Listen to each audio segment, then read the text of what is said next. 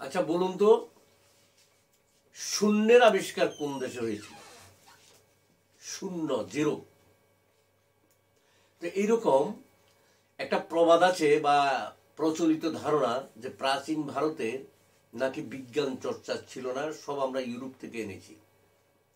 এটা অত্যন্ত একটা অপপ্রচার।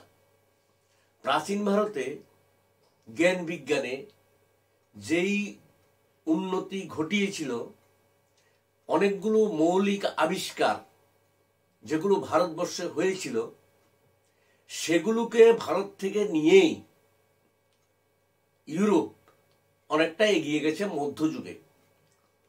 তো দেখুন, খ্রিস্টের জন্মের 3000-4000 বছর আগে থেকেই ভারতবর্ষে বিজ্ঞান চর্চা যথেষ্ট পরিমাণে হতো। তো যেটা বলছিলাম শূন্যের ব্যবহার, এই যে গাণিতিক যে সংখ্যাগুলো 1, 2, 3, 4, 5, 6 এরকম করে 9 অবধি, এগুলোকে ছাড়াও শূন্যকে একটা সংখ্যা হিসেবে ব্যবহার শিখেছিল ভারতীয়রা। অর্থাৎ প্রাচীন ভারতেই এটা শুরু হয়। এবং আমরা জানি যে মৌর্য যুগ বা গুপ্ত যুগকে বাদ দিলেও দেখুন, এবং এই যে সিন্ধু সভ্যতা, খ্রিস্টের জন্মের 3500 বছর আগে যেই সভ্যতা শুরু হয়েছিল, অর্থাৎ মেহেরগড় সভ্যতার পরেই যে সিন্ধু সভ্যতা শুরু হয়েছিল, তা আমরা কি জানি যে সেই সভ্যতাটা ছিল নগর কেন্দ্রিক সভ্যতা। ড্রেন, বাড়ি, ঘর সবকিছু পাক্কা, অর্থাৎ বাড়ির চারিদিকে বাউন্ডারি ওয়াল, তারপরে পাকা ঘর, একতলা, দোতলা এরকম ঘর সেগুলো যে নির্মাণ হয়েছিল। তো এগুলি তো বৈজ্ঞানিক পদ্ধতি, যে পরিমাপ পদ্ধতি, দৈর্ঘ্য প্রস্থ, এই যে বিষয়গুলো ছিল, সেগুলো বাদ দিয়ে তো নয়। তারপরে আমরা আরো দেখতে পাই তারা যে বিভিন্ন ধরনের ক্রকারি, মানে পোড়া মাটির যে সমস্ত খেলনা পুতুল, সেগুলোকে যে মাটি দিয়ে পুড়িয়ে এবং সেগুলোকে যে রঙের ব্যবহারটা করত, সেটা একেবারে ন্যাচারাল বিভিন্ন মানে প্রাকৃতিক উপাদান দিয়েই সেগুলো তৈরি হতো এবং এত পার্মানেন্ট ছিল সেগুলো। তাহলে এগুলি তো রসায়ন বিদ্যা। তাহলে প্রাচীন ভারতে আমরা তো গ্রিক বা অন্যান্য সভ্যতাকে আমরা বলি যে তারাই প্রথম যুক্তিবাদ এই সমস্ত করেছিল, বিষয়টা কিন্তু ঠিক নয়।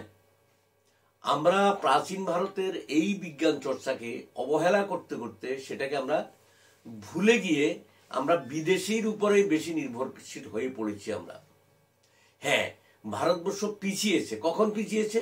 সে 1200 খ্রিস্টাব্দের পরে, অর্থাৎ মধ্যযুগে যখন মানে আমরা প্রবেশ করি। প্রাচীন ভারতে যে সুন্দর সুন্দর মন্দিরগুলো নির্মিত হতো, সেগুলি কোথায়? সেগুলি কোথাকার? সেগুলো কিভাবে নির্মিত হতো? এবং এই যে কুতুব মিনারের পাশে যে একটা স্তম্ভ, লৌহ স্তম্ভ পাওয়া গেছে 24 ফুট যার উচ্চতা, তখনকার সময় লোহাকে ব্যবহার করে কিভাবে সেখানে 99% লোহা, একদম পিওর লোহা, সেই স্তম্ভ নির্মিত হয়েছিল। তাহলে এই যে রসায়ন শাস্ত্র, অর্থাৎ লোহাকে তুলে সেটাকে পিউরিফাই করে তারপরে এই যে উচ্চতম যে স্তম্ভ নির্মাণ, সেটা কিন্তু সেই প্রাচীন ভারতেই হয়েছিল। একটা সময় আমরা দেখি প্রাচীন ভারতে যখন ঋগ্বেদের চিকিৎসা শাস্ত্রের ভেষজ চিকিৎসার নানা রকম বিষয় সেখানে উল্লেখিত আছে। উপনিষদের যুগেও আমরা এই যে চিকিৎসা শাস্ত্রে, ভেষজ চিকিৎসা শাস্ত্রে যথেষ্ট উন্নতি ঘটেছিল, সেগুলো আমরা জানি। চরক, সুশ্রুত, বরাহমিহির এই সমস্ত এরা করেছেন।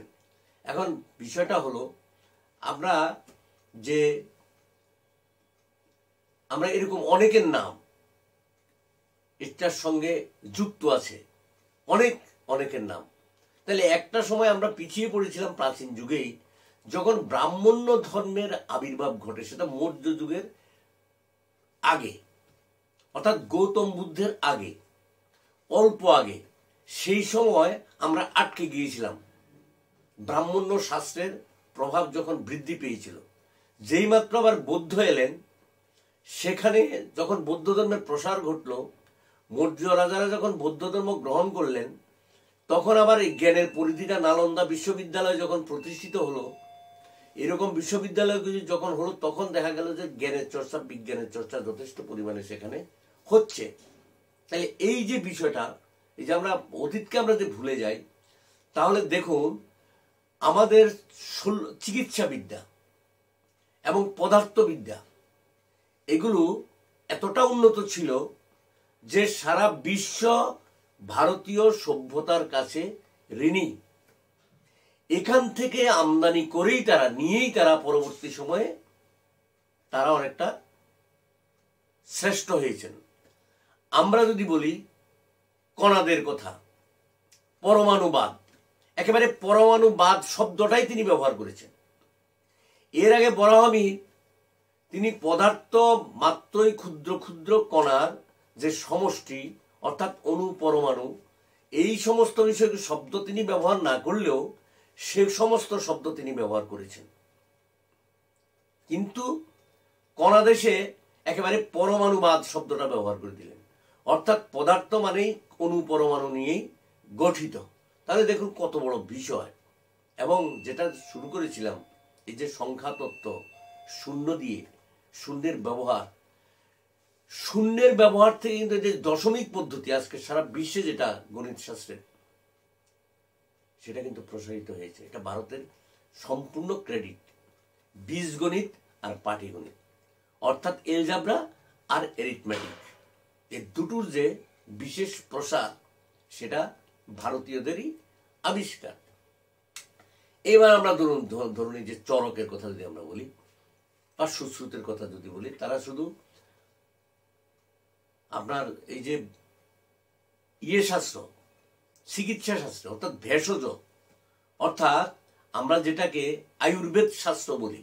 এখন আয়ুর্বেদ শব্দটা করতে গেছে আয়ু বৃদ্ধি, অর্থাৎ যেই পদ্ধতিতে, বৈজ্ঞানিক পদ্ধতিতে ভেষজ দ্রব্যকে ব্যবহার করে রোগ নিরাময় করে আপনাকে আয়ুটাকে, মানুষের আয়ুটাকে বৃদ্ধি করা হয়, সেটাই অ্যাকচুয়ালি আয়ুর্বেদ।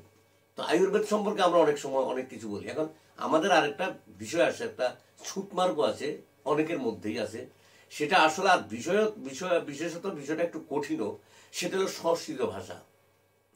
এখন আমরা এই যে আর্যভট্টীয় বা বরাহমি বা এই যে সূর্য সিদ্ধান্ত বা এই ধরনের বিভিন্ন যে সমস্ত গ্রন্থগুলো, চরকের যেই আবিষ্কারটা, তিনি 16 শাস্ত্র, 108 রকমের, কোথাও কোথাও 121 রকমের তিনি যন্ত্রপাতির কথা বলেছেন চিকিৎসার জন্য। এই যে আমরা অপারেশন করি, যেটাকে আমরা বলি আধুনিক চিকিৎসা বিজ্ঞানের যে অপারেশন, অর্থাৎ শরীরের দূষিত বা বর্ধিত কোনো অংশ যেটা আমাদের শরীরের পক্ষে ক্ষতিকারক, সেটাকে কেটে বাদ দেওয়ার জন্য কত রকম অস্ত্র।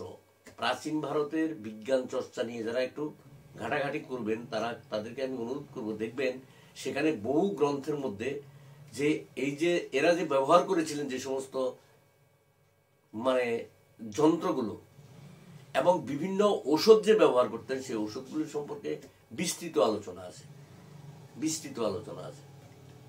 এখন আপনি মনে করেন আর্যভট্ট কি করলেন, এই যে সূর্য সিদ্ধান্ত, বা ধরুন আর্যভট্টীয়, তিনি যে গ্রন্থ লিখলেন সূর্য সিদ্ধান্ত, মানে সূর্য কেন্দ্রিক যে বিশ্ব, বা সূর্যকে কেন্দ্র করে যে গ্রহগুলো যে ঘুরে, এটা তো ভারতবর্ষেরই আবিষ্কার।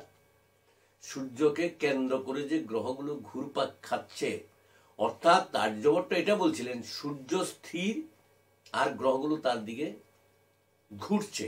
কিন্তু ব্যাপারটা এরকম না, সূর্য স্থির না, সূর্য ঘুরে। কিন্তু প্রশ্নটা হলো, প্রথম যে কনসেপ্টটা, এই ধারণাটা, সেই ধারণাটা তো তিনি দিলেন আমাদেরকে। এবং আমরা বলি ফাদার অফ সায়েন্স কাকে বলা হয় ইউরোপের বলে, সেই গ্যালিলিওকে বলা হয় একটা মাত্র কারণ কি, এখন আমাদের দেশের বিজ্ঞানীরা এই যে জিনিসগুলোকে তারা অ্যাপ্লাই করেছেন আমাদের জীবনের ক্ষেত্রে, চিকিৎসার ক্ষেত্রে, তারপরে মানে নির্মাণ ক্ষেত্রে, তারপরে অন্য কিছু ক্ষেত্রে, হ্যাঁ মানে প্রতিটা ক্ষেত্রেই, রসায়ন শাস্ত্র, পদার্থবিদ্যা, তারপরে এই সমস্ত এগুলো তারা ব্যবহার করেছেন। কিন্তু তারা করেছেন ঠিক আছে, কিন্তু একটা যন্ত্র দিয়ে যে সেটাকে প্রমাণ করার, যেটা যেমন মানে সূর্যকে কেন্দ্র করে গ্রহগুলো ঘুরে, সেটা দূরবীক্ষণ যন্ত্রটা আবিষ্কার করলেন গ্যালিলিও। তো গ্যালিলিও করাতে সেই জন্য গ্যালিলিও মানে হাতে কলমে প্রমাণ করে দিলেন। এইটার জন্য ওনাকে বলা হয় ফাদার অফ সায়েন্স, বিজ্ঞানের জনক। কিন্তু না, বিজ্ঞানের জনক এর আগেই আমাদের কণা টনা দ্বারা এই উপাধি অলরেডি পেয়ে গিয়েছিলেন। কিন্তু সেটা আমরা সেই চর্চায় আমরা খুব একটা বেশি যাই না, এটা হলো আমাদের সীমাবদ্ধতা। তাইলে প্রাচীন ভারতে আমরা যেটা দেখছি যে এই যে বিজ্ঞানের জ্ঞান, বিজ্ঞানের ক্ষেত্রে যে বিশাল প্রসারতা, তার যে পৃথিবীর ইতিহাস, পৃথিবী যে ভারতবর্ষের কাছে ঋণী, অর্থাৎ ঋণ স্বীকার করেন ইউরোপীয় অনেক বিশিষ্ট পণ্ডিতেরা, ব্যক্তিরা এটা অবশ্যই স্বীকার করেন যে প্রাচীন ভারতে বিজ্ঞান চর্চায় যথেষ্ট পরিমাণে উন্নতি ঘটেছিল। এখন আমরা যদি শুধুমাত্র ওই যে মনুস্মৃতি বা ওই সমস্ত বিষয়গুলো নিয়ে যদি ব্যস্ত থাকি, এই দিকটাকে যদি আমরা মানে না যদি আমরা বলি, হ্যাঁ ব্রাহ্মণ্য শাস্ত্র অনেক ক্ষতি করেছে, আমাদের অনেক ক্ষতি করেছে। সেটাকে আমি যদি বলি, ভারতবর্ষে যখন ইসলাম আসে 1200 খ্রিস্টাব্দে, এরপরে ব্রিটিশদের ভারতবর্ষ দখলের আগ পর্যন্ত এই যে পিরিয়ডটা, এখানেও তো আপনি বিজ্ঞান চর্চার বিশেষ কিছু পাবেন না।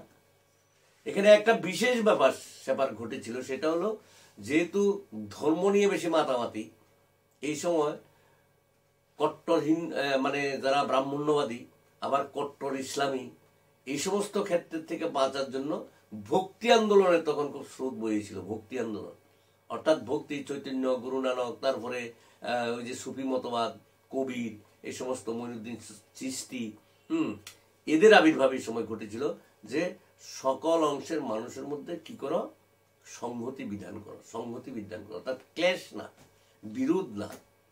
তো তখনও বিরোধিতা ছিল না, প্রকৃত অর্থে সাম্প্রদায়িকতা বলতে আমরা যা বুঝি এটা পরবর্তীকালের। তো যাই হোক, প্রসঙ্গ আজকে এটা না, প্রসঙ্গ হলো যে আমাদের যে মৌর্য যুগে বা আমরা সিন্ধু সভ্যতা যদি ধরি, ঋগ্বেদকেও যদি আমরা ধরি, চিকিৎসা শাস্ত্রের জন্য যদি আমরা যদি একটা মানে মানদণ্ড ধরি, সেখানে তারা যে সমস্ত কথাগুলো, প্রাকৃতিক যে সমস্ত নিয়ম কানুনগুলির কথা সেখানে বলেছেন। এখন এটাকে কেন্দ্র করে ধীরে ধীরে ধীরে ধীরে ভারতবর্ষে একমাত্র সভ্যতা যেখানে নিরেশ্বরবাদী চিন্তাভাবনা তখন ছিল, চারবাকরা, আজীবিকরা, তো এরাও তো মানত না। তখন বৈজ্ঞানিক ধ্যান ধারণা কিন্তু প্রাচীন ভারতে যথেষ্ট পরিমাণে ছিল। তো বন্ধুগণ, আমি খুব সংক্ষেপে বিষয়টা নিয়ে একটু আলোচনা করলাম, আলোকপাত করলাম। তো যদি ভালো লাগে এই ভিডিওটা বন্ধুদের মধ্যে শেয়ার করবেন, সাবস্ক্রাইব করবেন। সবাই ভালো থাকবেন।